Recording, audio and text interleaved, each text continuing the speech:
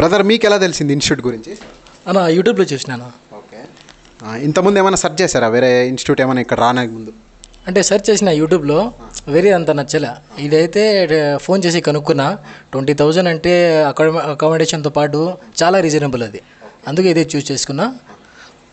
Plus మీరు ఇప్పుడు ఎక్కడి నుంచి వచ్చారు? కడప నుంచి వచ్చినాను. కడప నుంచి. ఓకే, ఇప్పుడు మీకు ఇంతకుముందు ఏమైనా నాలెడ్జ్ ఉండిందా మొబైల్ రిపేరింగ్ దాని గురించి? కొంచెం కూడా నాలెడ్జ్ లేనా, బేసిక్ నాలెడ్జ్ కూడా లేదు. ఇక్కడ వచ్చినాక ఆల్మోస్ట్ మొత్తం చిప్ లెవెల్ వరకు బాగా నాలెడ్జ్ వచ్చింది.